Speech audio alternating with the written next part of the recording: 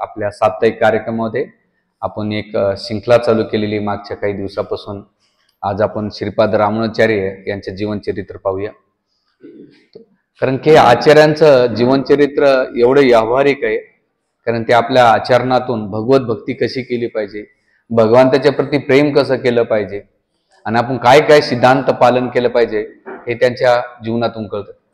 म्हणून आधी शंकराचार्यानंतर जे अद्वैतवादाचं खंडन, द्वैतवाद नंतर जे स्थापन केलं ते श्रीपाद रामानुजाचार्यांनी केलं. आणि रामानुजाचार्यांचं जीवनचरित्र एवढं व्यावहारिक आहे. व्यक्तिगत माझ्या जीवनामध्ये मला सगळ्यात जास्त प्रेरणा भेटते तर ते श्रीपाद रामानुजाचार्यांच्या जीवनचरित्रातून श्री वैष्णवांकडून. कारण श्री वैष्णवांचे दोन तत्व आहेत. एक तत्व म्हणजे शुद्ध भक्ती, केवला भक्ती, भगवंताशिवाय दुसरं काही नाही, आणि दुसरं म्हणजे वैष्णव सेवा. या दोन सिद्धांतावर हे श्री संप्रदायाने आधारित आहे. आणि ते तत्व आज पण त्यांचे जे फॉलोअर्स आहेत, भक्त आहेत, वैष्णव भक्त आहेत, ते पालन करतात. तर अशा श्रीपाद रामानुजाचार्यचं जीवनचरित्र आपल्याला समजून घेणं गरजेचं आहे. भारतीय लोकांचं एवढं दुर्दैव असं आहे की आपल्या जी भारत भूमी आहे सगळी संतांची भूमी आहे. या संतांच्या भूमीमध्ये प्रत्येक ठिकाणी संत जन्माला आलेले आहेत. का बरं आलेले आहेत? त्याचे एकमेव कारण जे बद्धजीव भौतिक संसारामध्ये लिप्त आहेत, भौतिक भोगामध्ये लिप्त आहेत, अशा लोकांनी भगवत भक्तीकडे कसं वळालं पाहिजे आणि म्हणून त्यांनी त्यांच्या लोकल भाषामध्ये प्रचार केला. जसं तुलसीदास रामायण आहे तर ती मैथिली भाषामध्ये त्यांनी रचना केली. का? कारण सर्वसामान्यांना संस्कृत कळत नाही, म्हणून त्यांनी ते आज बी तुम्ही उत्तर भारतात जाता, जसं आम्ही मागच्या वर्षी यात्रा काढली होती चित्रकूटमध्ये, तिथं गलोगलीमध्ये रामचरित्र मासाचं पाठ चालत होता. प्रत्येक जण डेली सकाळ संध्याकाळ हनुमान चालीसाने रामचरित्र मानत वाचताय.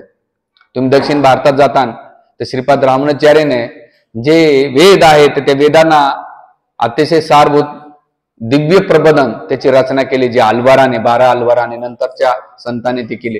ते पंचम वेद म्हटले जाते, तमिळ भाषेमध्ये दिलेले, जी संस्कृत दुसरा पाठ आहे. आणि महाराष्ट्रामध्ये संत तुकाराम महाराजांनी आपल्याला गाथा दिलेला आहे, त्याला बी वेदाचा नाही का अर्थ म्हटलेला आहे. तर असे ग्रंथ त्या भाषामध्ये देऊन आपल्याला भगवंताकडे कसे आपण वळलेले जाऊ, भगवत भक्ती कशी करू, भगवंताला कसं प्राप्त करू याचं विश्लेषण केलेलं आहे.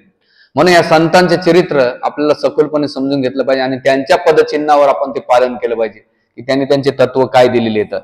तर असं श्रीपाद रामानुजाचार्य 4 संप्रदायामध्ये, जे एक संप्रदाय श्री संप्रदाय, त्या संप्रदायामध्ये श्रीपाद रामानुजाचार्याने त्याचे पहिले भरपूर आचार्य होऊन गेले, नाथमुनी, यामुनाचार्य आणि त्याच्या पहिले 12 अल्वार होऊन गेलेले. तर मागच्या वेळेस आपण सेशनमध्ये पाहिलं की श्रीपाद रामानुजाचार्य का श्रीरंगम मध्ये गेले आणि श्रीरंगम मध्ये गेल्यानंतर तिथे आपल्या गुरुच्या 3 इच्छा पूर्ण केल्या. 3 बोट बंद होते. त्याने पहिलं काय इच्छा केलेली आहे की मी भगवान विष्णूंच्या भगवत भक्तीचा प्रचार प्रसार करीत. 3 बोट बंद होते. तर जसं त्यांनी ही पहिली वचन दिल्यानंतर, प्रतिज्ञा घेतल्यानंतर त्यांचं पहिलं बोट उघडलं. दुसरी प्रतिज्ञा काय घेतात की जे वेदांत सूत्र आहे त्या वेदांत सूत्रावर मी श्री भाष्य लिखाण करेन. आणि त्या वेदाचं श्री भाष्य लिखाण केल्यानंतर त्यांचं दुसरं बोट ओपन झालं, मोकळं झालं. आणि तिसरं बोट सांगितलं बंद होतं. तर ते म्हणतात की माझा जो शिष्य आहे, तर पराशर म्हणून जे विष्णू पुराण लिहिलं त्याच्या स्मृती अर्थ किंवा पराशर भट्टांच्या नावानं मी पराशर मुनींच्या नावानं माझ्या एका शिष्याचं नाव नाही का पराशर म्हणून ठेवून देईन. जेव्हा 3 प्रतिज्ञा घेतल्या तेव्हा ते 3ही बोट यमुनाचार्यांची मुक्त झाली. नंतर मग त्यांना समाधी देण्यात आली यमुना आपल्या कावेरीच्या काठी. आणि समाधी देण्यानंतर सगळे श्री वैष्णव म्हटले की तुम्ही भगवान रंगनाथाचं दर्शन करा. तर त्यावेळेस ते म्हणले की मी भगवान रंगनाथाचं दर्शन नाही करणार, कारण ते निर्दयी रूप मला पाहण्याची गरज नाही. कारण जे माझे हृदयाचे गुरुस्थानी असलेले, जे तुम्हाला प्रिय असलेले, मला त्यांचं दर्शन नाही झालं तर भगवंत मला तुमचं दर्शन नाही घ्यायचं.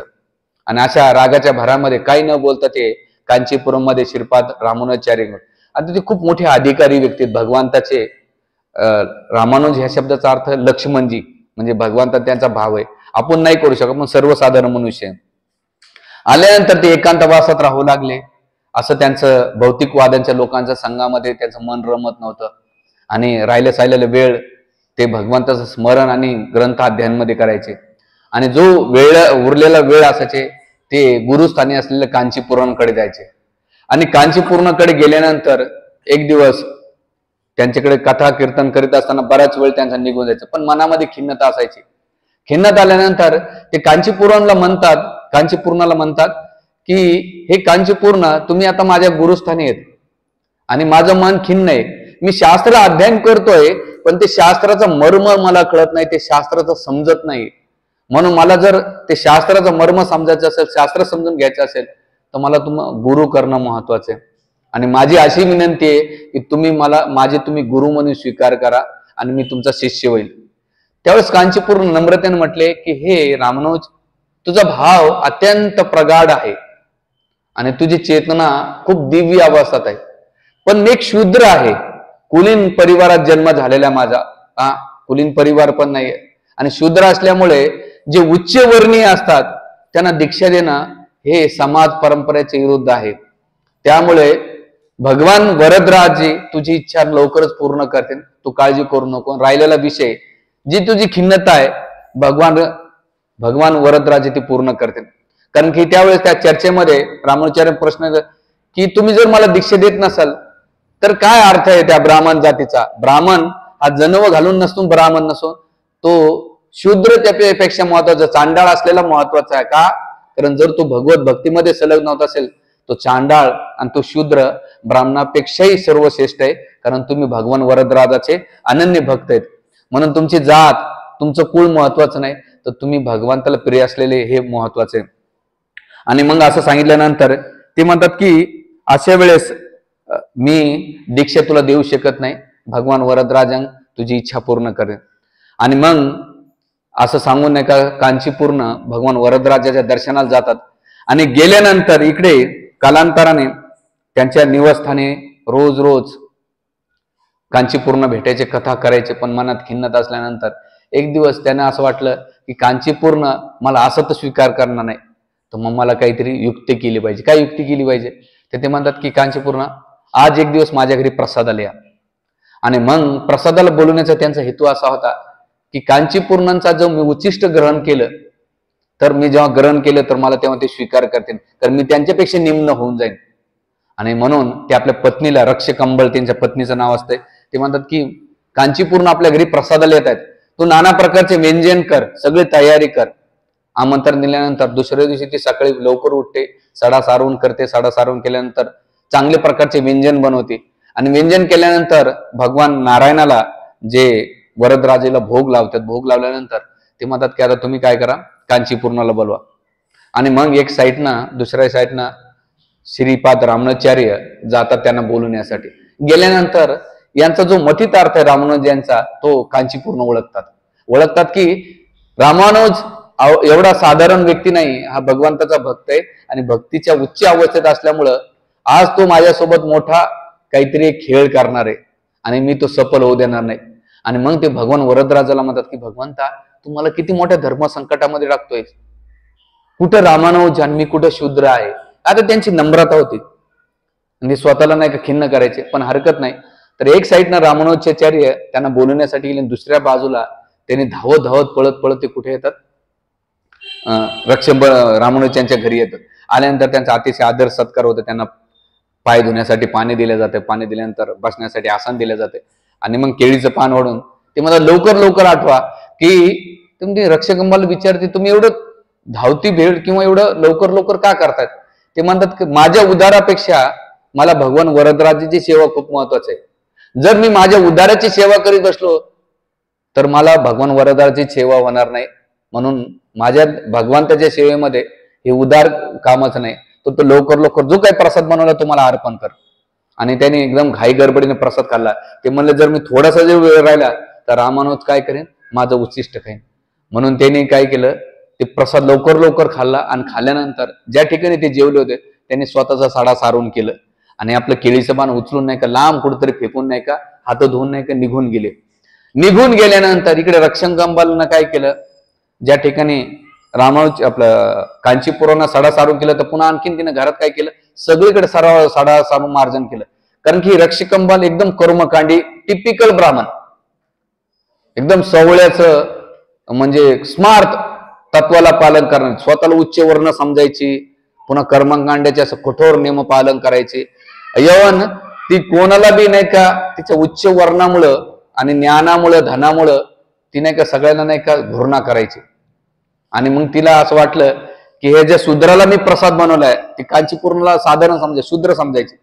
आणि मग हा शूद्राचा प्रसाद मी माझ्या पतीला कसा काय खाऊ घालू, म्हणून ती एक शूद्र स्त्रीला बोलवते आणि शूद्र स्त्रीला बोलवल्यानंतर सगळा प्रसाद तिला अर्पण करते. अर्पण केल्यानंतर ती पुन्हा जाते स्नान करायला आणि विहिरीवर स्नान करून पुन्हा त्या विहिरीतलं पाणी घेऊन घागरीन घेऊन पुन्हा स्वयंपाक चालू करते. त्यावेळेस श्रीपाद रामानुचार्य येतात आणि आल्यानंतर विचारतात की तू तर सकाळी भरपूर स्वयंपाक करीत होती आणि आता पुन्हा का स्वयंपाक करतेस.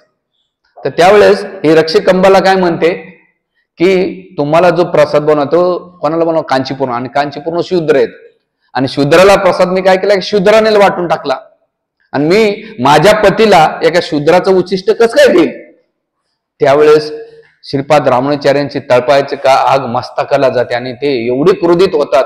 ते म्हणतात हे पापी स्त्री, एवढी तू भक्तांच्या प्रती घृणा करते आणि आपलं डोकं पिटून घेतात की मी कस काय हिला काय करू. रागाच्या भरात ते काय करतात, निघून जातात. आणि गेल्यानंतर इकडे हिला वाईट वाटतं. काय वाईट वाटतंय, अरे मी एवढं केलं माझ्या पतीसाठी, पण माझ्या पतीनं माझे काय केलं, मला माझी भर्सना केली, माझ्याशी भांडण केलं. आणि मग किंमत नाही. ते आता इथं नाही बोलतात भाऊ. इथल्यापेक्षा माझ्या युट्यूबला लय महत्वाचं आहे. तर ते होत राहत, कदाचित तुला अनुभव वाटतो रोजचा. तर रक्षकंबाला नाही का ती बऱ्याच वेळा नाही का, आणि मग त्यावेळेस धर्मपत्नीचा तो व्यवहार पाहून अतिशय विचलित होतात आणि विचलित झाल्यानंतर भगवान वरदराजाच्या सेवेत निघून जातात. गेल्यानंतर ते कांचीपूर्णाला भेटाने कांचीपूर्णाला म्हणतात की तुम्ही आज मला असं माझ्यासोबत तुम्ही का करतायत, तुम्ही मला स्वीकार का करत नाही, मी एवढा पात्र नाही का. तर त्यावेळेस आपलं कांचीपूर्ण म्हणतात हे रामानुज, तुझी पात्रता खूप मोठी आहे, तू भगवंताचा अनन्य भक्त आहे, भक्तीमध्ये तुझी चेतना पण विकसित आहे, पण मी हे कार्य नाही करू शकत. तर त्यावेळेस श्रीपाद रामानुचार्यांची व्यथा ऐकली आणि ऐकल्यानंतर ते भगवान वरदराजाकडे जातात कांचीपूर्ण. आणि वरदराजाकडे गेल्यानंतर तिथे वरदराजाला म्हणतात की हे वरदराज, तुम्ही मला कोणत्या धर्म संकटामध्ये टाकतायत की मला श्रीपाद रामानुचार्यांचा गुरु करतात. मला कोणाचा गुरु नाही व्हायचं, मला एक साधारण सेवक म्हणून राहायचं आणि तुमची आणि तुमच्या वैष्णवांची मला सेवा करायची. माझ्या जीवनामध्ये दोनच इच्छा आहेत. कोणत्या दोन इच्छा, एक म्हणजे भगवान वरदराज तुमची सेवा करणं आणि दुसरं तुमच्या भक्तांची सेवा करणं, हे माझ्या मनामध्ये ध्येय, बाकी मला काही नको.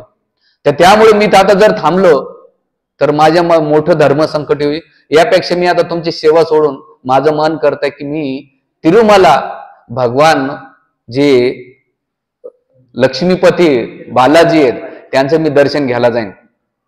आणि मग कांचीपूर्ण वरदराज काय करू, जाऊ का नको. तर कांचीपूर्ण म्हणले ठीक आहे, आता तुझी इच्छा आहे, मी कुठे आडू शकतो, जा बाबा. आणि मग ते प्रवास करीत कांचीपूर्ण प्रवास करत करत बालाजीला जातात.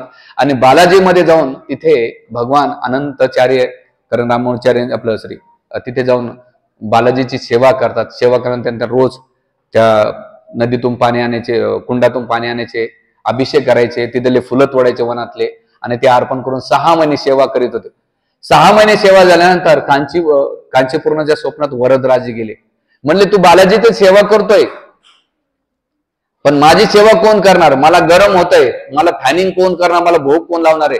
तू जेवढी प्रामाणिकपणे आणि तळमळतेने सेवा करतो दुसरं कोणीच करत नाही, म्हणून मला आता तुझ्या सेवेची गरज आहे. तू काय कर, तिथली सेवा सोड आणि तू काय कर, इकडे.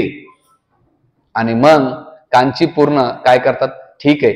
आणि मग बालाजीला नाही का सेवा आज्ञा मागताना बालाजीला विचारतात काय करू. बालाजी म्हणतात जा. बघा एकमेव असे कांचीपूर्ण आहेत की भगवंत त्यांना व्यक्तिगत बोलतात.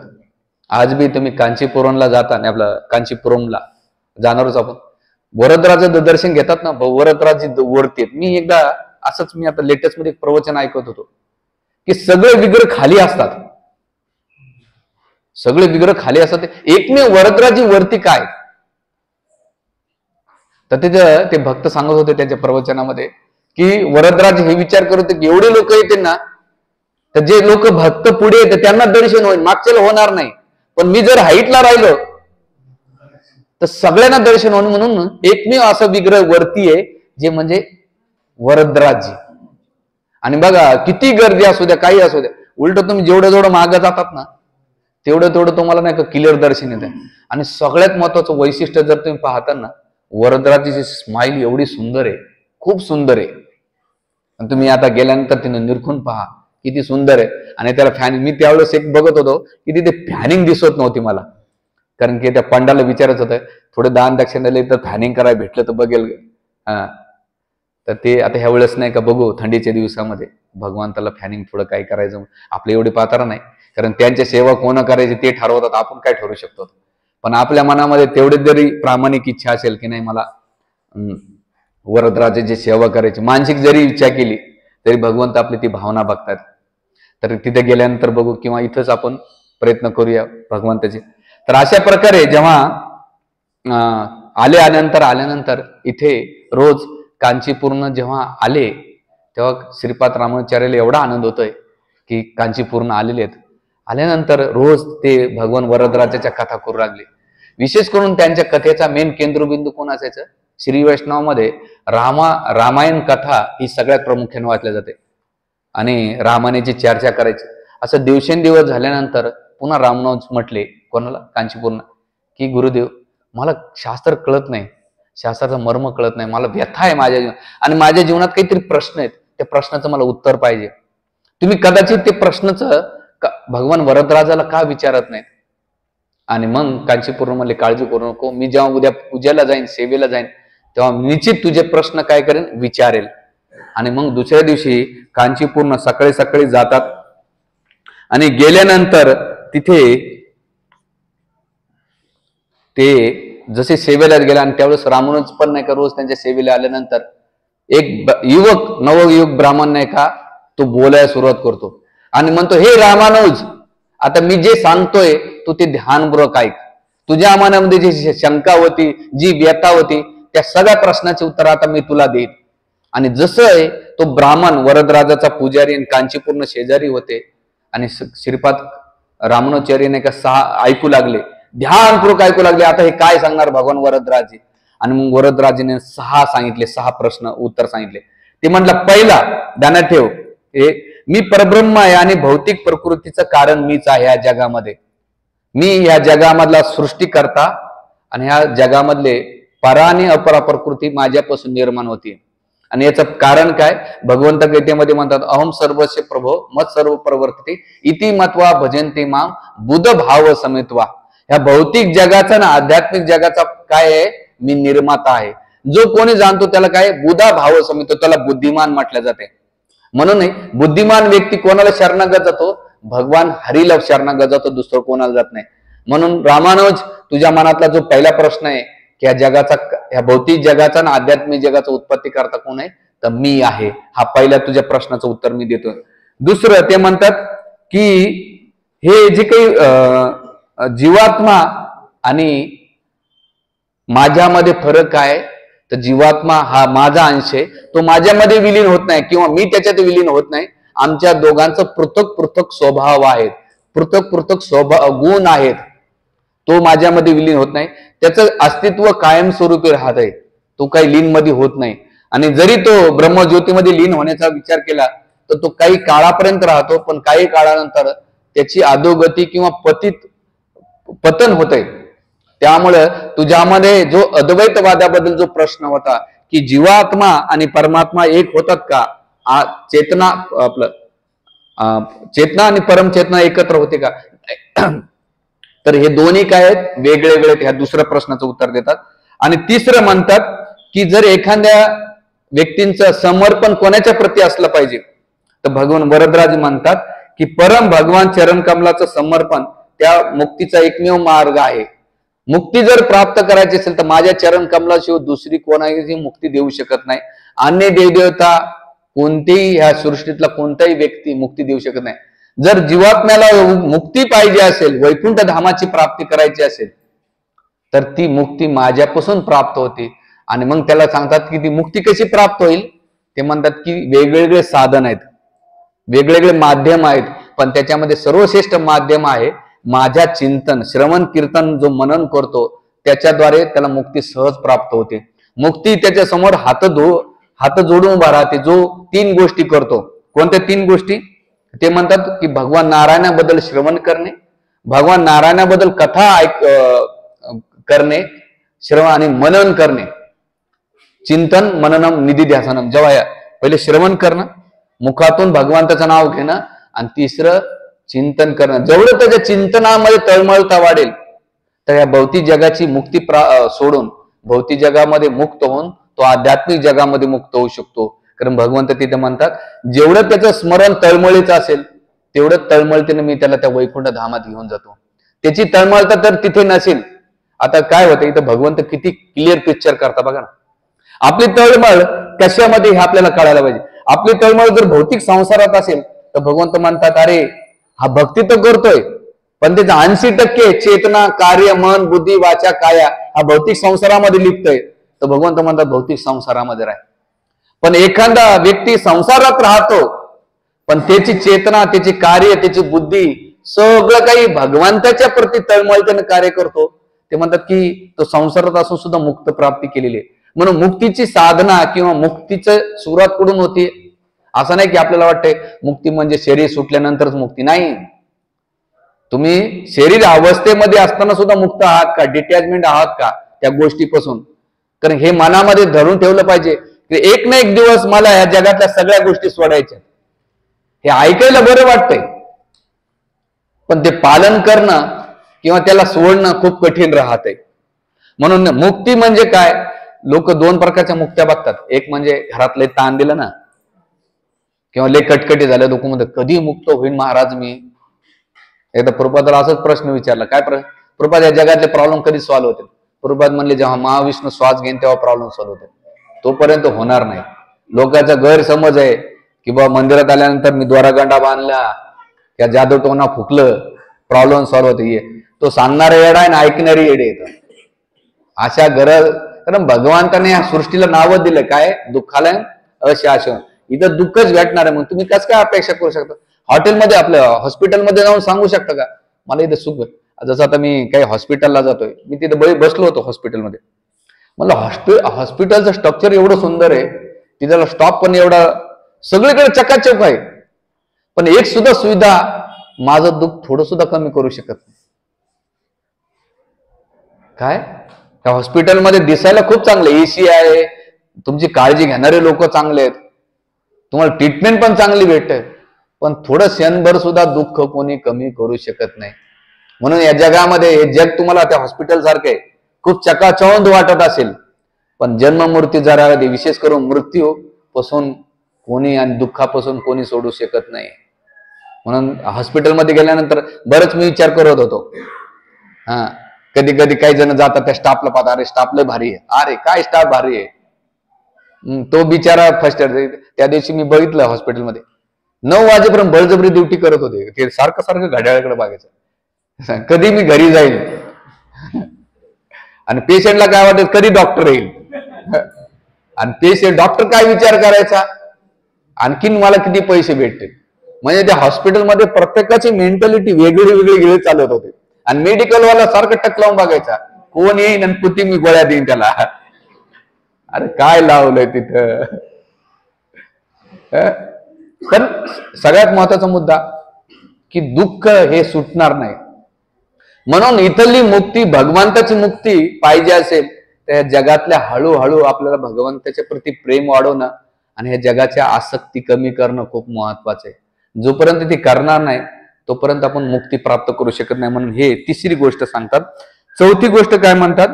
यद्यपि माझा भक्त शेवटी जीवनभर त्याने भक्ती केली आणि अचानकपणे तो जर माझं स्मरण नाही करू शकली तर त्याला घाबरण्याचं कारण नाही.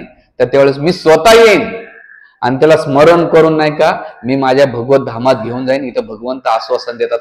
कारण की रामानुजाचार्यांच्या मनात प्रश्न होता. काय प्रश्न होता?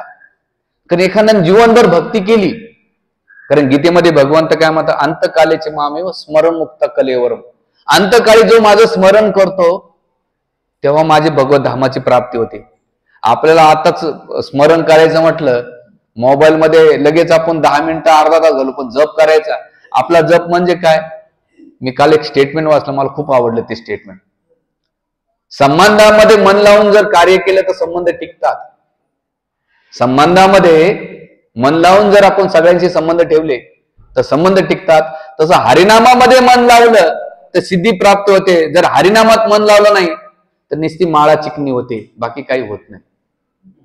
काही स्टेटमेंट आहे, ध्यानात ठेवा. माळामध्ये मन लावलं तर ती सिद्धी प्राप्त होते, नाही तर माळा चिकण्या होतात, बाकी काहीच होत नाही. म्हणून ह्या दोन्ही गोष्टी ध्यानात ठेवायच्या. संबंध चांगले ठेवायचं, मन लावून कार्य करा, सेवा करा, भगवंत तुम्हाला देतील. आणि जपामध्ये मी पण प्रार्थना करा माझ्यासाठी की चांगला जप करू शकेल मी पण. कारण की आता आजकाल विचार करतं, आमच्या एका भक्ताला आता नाही का ते रोज 32 कमी कमी 40 माळा करतात. मला प्रभूजी 40 माळा करून सुद्धा भगवंत आठवत नाही. म्हणजे त्याची तू काळजी करून तुझी ड्युटी करायचं काम कर, पण त्याच्यामुळे तळमळता वाढव. म्हणून आपल्या हरिनामामध्ये क्वांटिटीपेक्षा क्वालिटी वाढली पाहिजे. नुसतं काय म्हणतात ना, एक कोटा पूर्ण करू नका. काल शिक्षाष्टपूर्ण एक खूप ब्रह्मचारी क्लास सुंदर दिला आमच्या काल. ते म्हटलात की भक्तीमध्ये तुम्हाला एक एक आवड भेटत चालते. तुम्ही बुक डिस्ट्रीब्युशन केलं, वा एवढं प्राइज, डोनेशन जमा केलं एवढं प्राइज, भौतिक उपलब्धता तुमच्या ग्रुपमध्ये एवढे लोक आले, भौतिक उपलब्धता तुम्हाला सर्व काही प्राप्त करू शकेल. भौतिक उपलब्धता तुम्हाला सगळं काही प्राप्त करून देऊ शकतात, पण तुम्ही भक्तीमध्ये आणि हरिनामामध्ये हॅपी आहात का? ह्या सगळ्या बाह्य गोष्टी आहेत. पण व्यक्तिगत चेतना त्यात भगवंताचे संबंध होत आहे. कारण की भगवंत बाह्य कारण नाही जास्त बघणार, ते तुमची काय बघतील, तुमची आंतरिक चेतना बघणार आहे. म्हणून प्रभूजी सांगत होते आम्हाला सगळ्यांना, बाह्य गोष्टीच्या मागे लागू नका. कोण्या गोष्टीच्या मागे लागा? व्यक्तिगत भगवंताची कसं फिलिंग करता आणि त्याच्याकडे लक्ष द्या. आणि मग इथं ते म्हणतात की भक्ताच्या अकस्मात झाला तर मी त्याचं स्मरण करीन आणि माझ्या धामात घेऊन जाईन. म्हणून इथं भगवंत आपल्याला काय करतात, वरदराजी गॅरंटी देतात. पण याचा अर्थ हे नाही की चला आता बाबा मी सत्संगाला येतो आणि देव माझं स्मरण करीन. नाही, अकस्मात बरं, ऍक्सिडेंटली जर तुम्ही विसरून गेलात. जसं तुम्हाला काल सांगत होतो, तुम्ही सीमादेव रमेश देव ऐकले असेल, फिल्म ऍक्टर मध्ये होऊन गेले. त्या सीमादेवला एक आजार झाला होता, आल्मर्ज आहे काय, आल्मर्ज, सगळं विसरून झालं. ते सगळ्यांना विसरून गेले होते. मी मागच्या वेळेस पण उदाहरण दिलं. आता मी मध्यंतरी सौंदर्याला भागवत कथा केली, ज्या परिवाराकडे केली, ज्यांच्या नावाने केली, त्यांना सेम प्रॉब्लेम्स होता. 2 महिन्यामध्ये त्याने घरातल्या सगळ्या लोकांना विचारलं. ते विचारायचे बायकोला, हे कोण बाई आहे? पोराने विचार, तुम्ही कोण आहेत, कशाला आला तिथं? बहिणीला विचारायचं कोण आहेत? 3 महिन्यामध्ये घरातले सगळे परिवार वैतागले. हॉस्पिटल, मला इथं कशाला आणलं, माझं गाव कुठं, माझं घर कुठं आहे? एक मानानं चांगलं झालं त्याचं, बायकोला बी नाही, पोराला बी नाही, मुक्ती भेटली. पण त्यांचं अटॅचमेंट कुठं होती माहित नाही. ते जर म्हणून एक ध्यानात ठेवायचा. मी आताच नांदेडला गेलो होतो प्रवचनाला. तिथं एका ब्रह्मचार्याची आई होती, ती प्रवचन द्यायची. तिचं नेमकं पॅरालाइज झालं, वय काहीतरी 46-47. तर ती पॅरालाइसमुळे एक साईडनच बोलते. 46. ते काय नाही, हरे कृष्णा हरे कृष्णा, कितना कितना हरे हरे. विचार करा, ती बोलताना एकच बोलते, हरे कृष्णा हरे कृष्णा. नवरा नाही का व्हीलचेअरवर घेऊन जातो आणि मुलगा ब्रह्मचारी, दुसरा मुलगा सेवा करतोय. मला भेटल्यानंतर मला दंडवत केला, हरे कृष्ण म्हटले. मला काहीतरी त्यांना मला बोलायचंय, पण त्यांच्या तोंडातून दुसरं काहीच येत नव्हतं. एकच होतं, हरे कृष्णा हरे कृष्णा, अडी अडी अडी अडी अडी अडी. तर त्यावेळेस म्हटलं, जोपर्यंत शरीर चांगलं आहे तोपर्यंत आपण भगवंताचं नाव घेतलं तर किती चांगलं होईल. ज्या दिवशी या शरीरानं धोका दिला ना, ही जीभ आहे ना, ती सुद्धा भगवंताचं नाव घेत नाही. म्हणून सगळ्यात जास्त धोका कोण देते माहितीये का? आपलं शरीर आपल्याला धोका देते. म्हणून लाईफला आपण सहज असं चिपली नाही घेतलं पाहिजे, की त्याला असं सोडून नाही दिलं पाहिजे. कारण की माणसाची काही गॅरंटी नाही, आणि ते येईन आता त्या प्रसंगामध्ये पुढे. म्हणून भगवंत म्हणतात की जर तुम्ही प्रामाणिकपणे कार्य केलं, कारण बघा सिटी स्कॅन मध्ये कोणाला टाकलं ना, तर तुमचं सगळा रिपोर्ट येतो, बरोबर, आपल्या सिटी स्कॅन. तसं भगवंताच्या सिटी स्कॅन मध्ये आपण जेव्हा होऊ ना, भगवंताला आपला चिट्टा ना चिट्टा माहित आहे की यांना काय तीर लावले, काय दिवे लावलेले आहेत. बाहेरून तर लय वाटत असं भगवे कपडे घातलेले, लय मोठे प्रवचन करतोय, लय मोठे मोठे कार्य करतोय, पण त्याच्या सिटी स्कॅनच्या मशीन मधून कोणी वाचू शकत नाही, सगळेजण. म्हणून आपल्या जीवनामध्ये हिपॉक्रेसी, कपटपणा आणि दंभ नसला पाहिजे. कपट आणि दंभ हे तुम्हाला नेहमी धोका देत आहे. भगवंताला तर भगवंत गीतेमध्ये म्हणतात, जे कपटी असे ना त्याच्यापेक्षा मी महाकपटी आहे, भगवंत म्हणतात. तुम्ही जर सरळ राहता तर मी सरळासाठी सरळ आहे. तर हे का बरं मी एवढं विस्तृत का सांगतोय, याचा एकमेव सांगण्याचा उद्देश असा आहे की आपलं शरीर आहे ना, तोपर्यंत भगवंताच्या नावाचा जप करा. आणि कसा करायचा, जोरात, हरे कृष्णा कृष्णा कृष्णा हरे हरे, हरे राम राम राम हरे. आणि म्हणून भगवंत म्हणतात, चौथी गोष्ट, ज्याने स्मरण केलं, शेवटी अकस्मात नाही झालं तर मी त्याला स्मरण करून मुक्ती प्रदान करीन. हे चांगलेलं आहे. पुढचं ते म्हणतात की पाचवी गोष्ट, माझे परम भक्त मला जे समर्पित आहेत, त्यांनी आपलं मन वाचा कायानं सगळं समर्पित सेवेत अर्पण केलेले. माताचे बाळाला जरा शांत बसवा तुमच्या मांडीवर. भगवंत इथं काय म्हणतात की माझे परम भक्त वर्तमान शरीर सोडताना ते शेवटी त्या भक्तांना घेण्यासाठी माझ्या पार्षदाला मी पाठवत नाही, तर मी स्वतः व्यक्तिगत घेऊन जाण्यासाठी त्याला येतो. म्हणून काळजी करू नका. पाचवा आदेश कोण देते, भगवंत देतात. कोणाला, कांची आपलं रामानुजाला. आणि सहावा देतात, म्हणतात की हे रामानुज, तू महात्मा महापूर्णांची शरणागत घे. आणि तेच यामुनाचार्यांचे महात्मा महापूर्ण यांची शरणागत घे. आणि ते सगळे सद्गुणाची खाण आहे. सगळे वेदांचा सार त्याने जाणलेला आहे, शास्त्राचा मर्म समजलेला आहे. म्हणून जर तुला ही गोष्टी परिपूर्णता करायचं असेल, ह्या 5 गोष्टीमध्ये परिपूर्णता करायचं असेल, तर तुला गुरुची शरणागत घ्यावं लागेल. आणि जो प्रामाणिक गुरुची शरणागत घेशील तर त्यावेळेस तुला नाही का ह्या गोष्टी सहज प्राप्त होतात. म्हणून इथे सांगायचा मुद्दा असा आहे की भगवंत स्वतः आपल्याला नाही का गुरुची शरणागत घ्या. जर प्रामाणिक गुरुची शरणागत घेतात तर प्रामाणिक गुरु काय करतात, तुम्हाला भगवत भक्तीमध्ये संलग्न करतात. आजकाल बरेच जण गुरु करतात, पण त्या गुरुचा तो त्याच्या दुनियामध्ये मग्न असतो, शिष्य त्याच्या मग्न असतो. कधी ते गुरु पौर्णिमाला भेट झाली तर झाली, पण नाही. गुरुचं कनेक्शन कसं असलं पाहिजे, आपला मोबाईलचा बॅटरी डिस्चार्ज झाल्यावर आपण काय करतो, चार्जिंग करतो, तसं शिष्याने रोज त्यांचं स्मरण केलं पाहिजे. म्हणून त्रिसंध्या करणं म्हणजे काय माहितीये का, त्रिसंध्यामध्ये गुरुला आणि भगवंताला स्मरण केलं पाहिजे.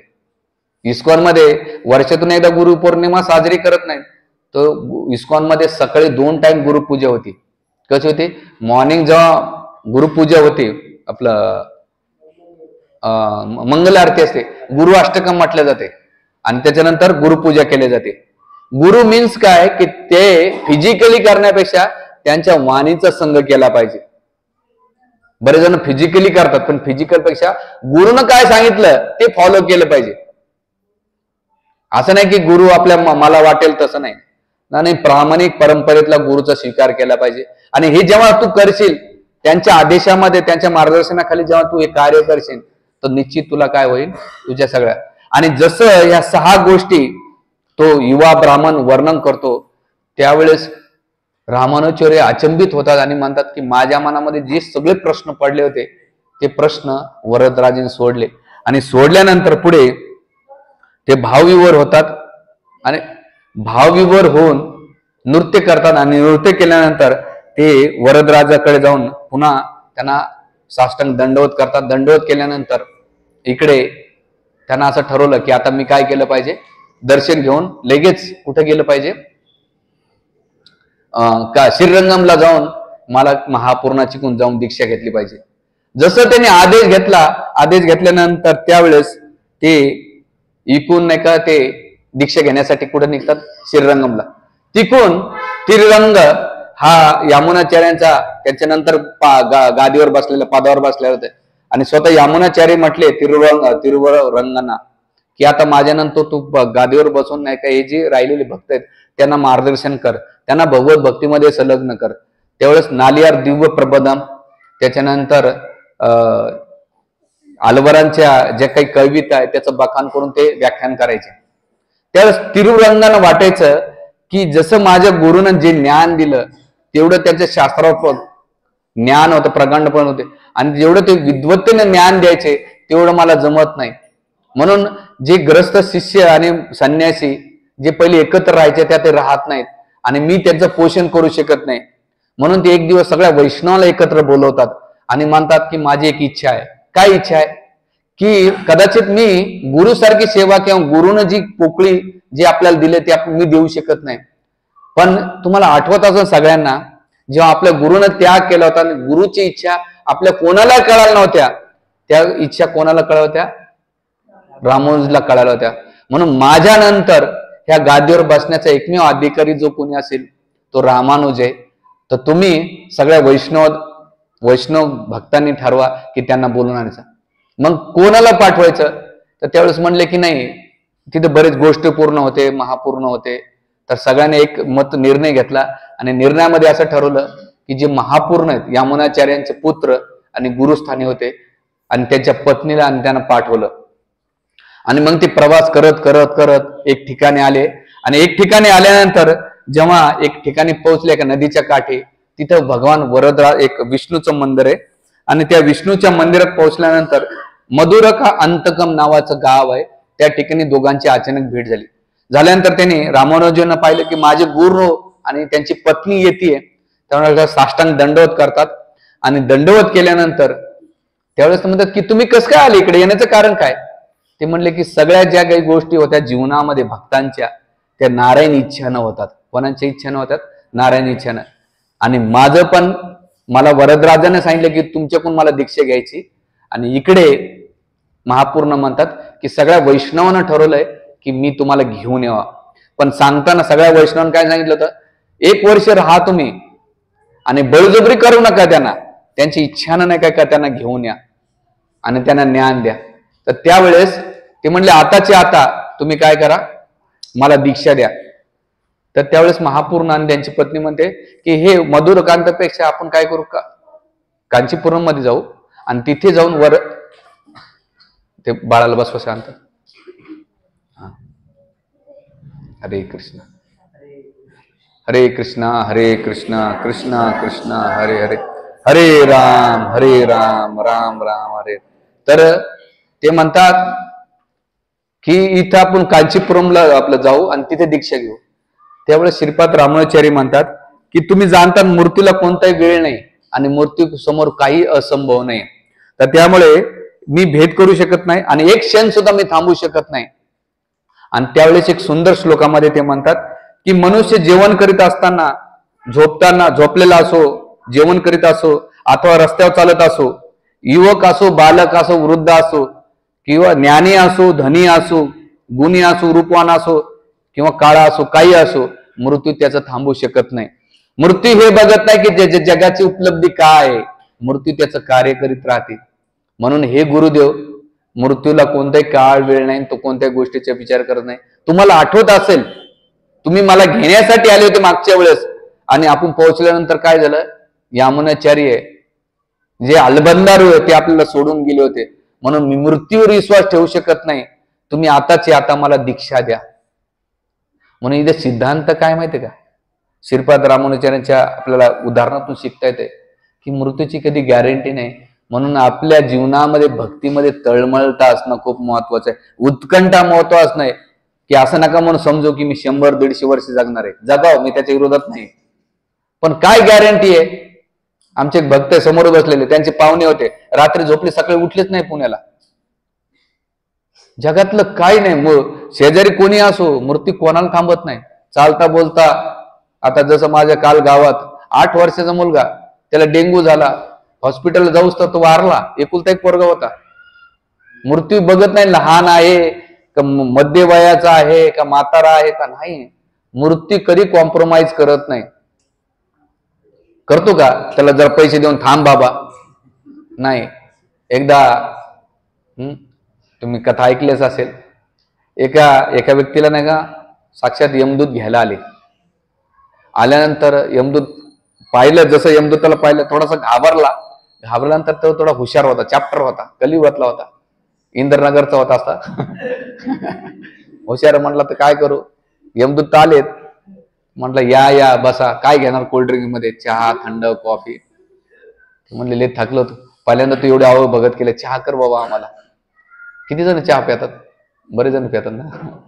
हा, मग ते चहा केल्यानंतर आलंय हुशार, यानं काय केलं, चहाच्या ग्लास आपल्या चहाच्या कपामध्ये झोपीच्या गोळ्या टाकल्या, आणि झोपीच्या गोळ्या टाकल्यानंतर यमदूत चहा पितात आणि पेल्यानंतर झोपी जातात.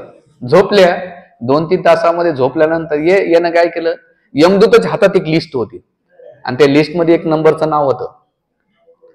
नाव खोडलं आणि त्याने विचार केला, आता आपण काय करू, वरचं नाव खोडून खाली टाकू. खाली टाकलं तर मला माहिती वाटतं कथा सगळ्याला आहे ना. हा, असं द्या, ठीक आहे. आपण बिले खोड्या जातो ना, दात पडले की बसवायला जातो, काळे झाले की आपल्याला, पांढरे झाले की वाईट करतो, ऐकू येत नसेल तर यंत्र घालतात, किती चिटिंग करतो. यमदूत म्हणे बाळा तू चिटिंग कर, मी तुला सोडणार नाही एवढ्या. ह्याने मग काय केलं, उठल्यानंतर फ्रेश झाला, मला वा काय सेवा केली तू, तुझ्या सेवेने आम्ही प्रसन्न झालो, तुझं नाव 1 नंबरला होतं, आम्ही काय करू आता खालून सुरुवात करू. काय करू, खालून सुरुवात करू. आणि खालून कोणाचं नाव होतं, याच होतं. म्हणून मृत्यूला तुम्ही कोणी टाळू शकत नाही. या जगातला कुठेही रिपोर्ट घेऊन जा, आपली तयारी आहे का, आपण भगवत भक्तीमध्ये गांभीर्य आणि प्रामाणिक आहोत का. इस्कॉन बरेच लोक इस्कॉनचा शब्दाचा अर्थ लय भारी घेतात, इस्कॉन. हा, ऐकतात, भांडारा खातात, हात पुसतात आणि जातात, काहीच दगड गोटे आहेत ना, नर्मदेचे गोटे झालेत काही जण. तर किती सांगा त्यांना जप करा, किती करता, हात वरती करा, तुमच्यापैकी जप किती करता, बाकीचे नर्मदेचे गोटे. बोलून बोलावं लागतंय, कारण कलियुग तुमच्यामध्ये सगळे हसतात तुम्ही, बस बाकीचे विचार करा. या जगातलं धन एकच आहे, भगवंताची भक्ती. तूच आहे तुझ्या जीवनाचा शिल्पार, बाकी काही नाही. किती ज्ञान घेतात, जोपर्यंत भक्ती करणार नाही ना, ते केवळ मनोरंजनाचं साधन आहे, बाकी काही नाही. टाइमपास येतात, घरी काही आपल्याला कोणी विचारत नाही आणि लोक कोणी काही आपल्याला भाव देत नाहीत. येऊन काहीतरी बाबा समोर बसायचं, 4 गोष्टी ऐकायला भेटतात, मनोरंजन होतंय. जाऊन घरी पाहिलं लागिर, माझ्या नवऱ्याची बायको, तुझ्या जीव रंगला, किंवा आणखीन काहीतरी पाहिलं, गेलं आपलं जीवनाचं. असं हे का बरं येत नाही माहिती का, आपली इच्छा नाही आणि भगवंताची कृपा नाही. आणि तिसरी गोष्ट, आपलं पाप आपल्याला करू देत नाही. असं जेव्हा जप करायला जर आपल्याला आळसपणा येत असेल आणि जप करण्याची इच्छा होत नसेल, तर समजायचं आपलं पाप आपल्याला नाही का ते करू देत नाही. माया नाही की आपल्याला फिरकू देत, माया लिहिला आमची गोष्ट हो, पापच आपल्या जवळ फिरकू देत नाही. म्हणून हरिनाम चिंतामध्ये म्हणतात की जो जप चांगला जप कोण करू शकतो, जो पुण्यवान व्यक्ती ना, तो 6.5 मिनिटात जप करतो. पण ज्याच्या मागे जेवढे पाप असेल ना, तो मंत्र ऐकत बी नाही, मंत्र जरी बोलला तर त्याला समजत नाही. तर समजायचं पापाची लेअर खूप मोठी आहे. त्या हरिनाम चिंतामध्ये खूप विश्लेषण केले, त्याच्यानंतर मी कधीतरी बोलेल. पण मुद्दा असा आहे इथे, जेव्हा ते म्हणले, रामानुजन म्हणले विश्वास नाही, तुम्ही आताची आता काय करा, मला दीक्षा द्या. आणि मग दीक्षेसाठी ते काय करतात, तिथे यज्ञ पेटवतात, एक मोठे समिधा आणतात मधुरकांतांमध्ये, आणि मग मधुरकांतेमध्ये